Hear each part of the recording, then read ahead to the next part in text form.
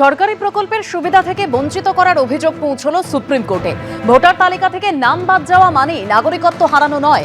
সরকারি সুযোগ সুবিধার বঞ্চিত মামলা প্রসঙ্গে সুপ্রিম কোর্টে জানালো প্রধান বিচারপতির বেঞ্চ, যাদের নাম ভোটার তালিকা থেকে বাদ তারা সরকারি সুযোগ সুবিধা পেতে সমস্যায় পড়ছেন। রাজ্যে এসআইআর ও ট্রাইব্যুনালের শুনানি প্রক্রিয়া আরও সুশৃঙ্খল করা হোক আর্জি মামলাকারীর। এসআইআর এর পরে ভোটার তালিকা থেকে কারো নাম বাদ যাওয়া মানেই নাগরিকত্ব হারানো নয়, শুক্রবার জানিয়ে দিল সুপ্রিম কোর্ট। বিহারের এসআইআর মামলার রায়ের এটি স্পষ্ট করা আছে, কারো নাগরিকত্ব নির্ধারণের চূড়ান্ত অধিকার নির্বাচন কমিশনের হাতে নেই। শুধুমাত্র ভোটার তালিকা থেকে নাম বাদ যাওয়ার ফলে কারো নাগরিকত্ব কেড়ে নেওয়া যেতে পারে না। নির্বাচন কমিশন রাজ্য সরকারের থেকে জবাব তলব শীর্ষ আদালতে। সিন্ডিকেট বা কাটমানির কথা জানতে পারলেই ভেঙে গুঁড়িয়ে দেব। মেজিয়ায় শ্যাম স্টিলের সম্প্রসারিত ইউনিটের ভিত্তিপ্রস্তর স্থাপন অনুষ্ঠানে হুঁশিয়ারি দিলেন মুখ্যমন্ত্রী। সময় করে কারখানার ভেতরটা দেখে যান। প্রাক্তন মুখ্যমন্ত্রীকে কটাক্ষ করলেন শুভেন্দু অধিকারী। পাল্টা জবাব দিয়েছে তৃণমূল। কোনো গুন্ডাগর্দি চলবে না। নো সিন্ডিকেট, নো কাটমানি,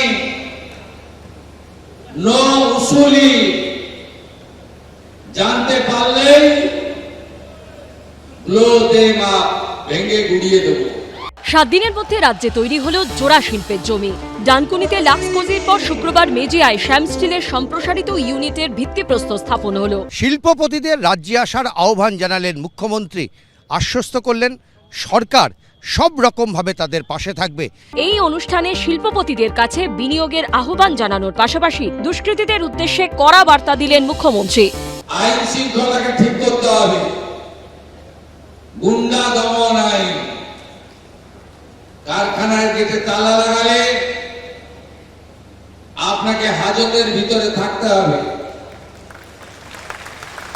কারখানায় এসে গেটে ভেঙে দিয়ে গেলে 3 গুণ আদায় করব। বাঁকুড়ার মেজিয়ায় প্ল্যান্ট সম্প্রসারণ করছে শ্যাম স্টিল ইন্ডাস্ট্রিজ। সূত্রের খবর, বিনিয়োগের পরিমাণ 15,000 কোটি টাকা। এবারে যদি সরকারটা না আসতো, এরা সব উড়িষ্যা চলে যাবে ঠিক করেছিল। সিন্ডিকেট রাজ, তোলাবাজি, রাস্তায় গাড়ি নিয়ে বেরোলে হাত পাতত,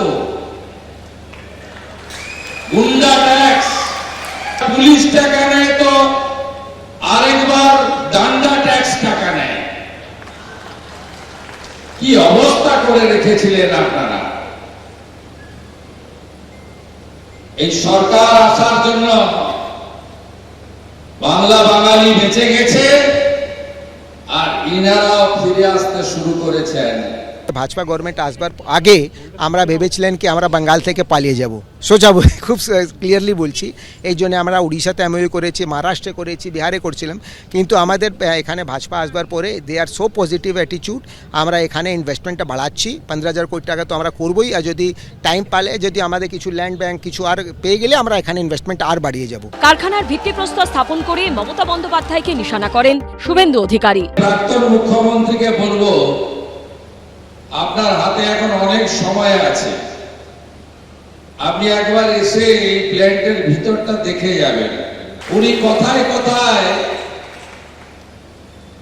বিশেষ করে মারোয়াড়িদেরকে, হিন্দি স্পিকিং লোকেদেরকে বলেন, ये लोग तो बाहरी है, गुजरात बनने नहीं दूंगा, यूपी बनने नहीं दूंगा। আমি অভিভূত। মন্দির তো আছে, 2 বরেণ্য ব্যক্তিত্বের মূর্তি আছে, রবীন্দ্রনাথ ঠাকুর আর নেতাজি সুভাষচন্দ্র বোস।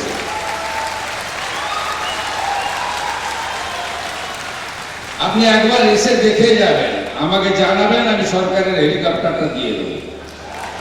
মমতা বন্দ্যোপাধ্যায়ের মুখ্যমন্ত্রিত্বের সময়ও বিপুল শিল্প এসেছে, সমস্ত রকম শিল্প মমতা বন্দ্যোপাধ্যায়ের সময় এসেছে। এবং এর আগেও যেটা আরেকটি গোষ্ঠীর ডানলপের কাছে না ডানকুনির কাছে যেটি হলো, সেটিও তো মমতা বন্দ্যোপাধ্যায়ের সময়ের তৈরি হয়ে যাওয়া। এখন হয়তো মানে অফিসিয়ালি শিলান্যাস বা পুজোটা এখন হচ্ছে।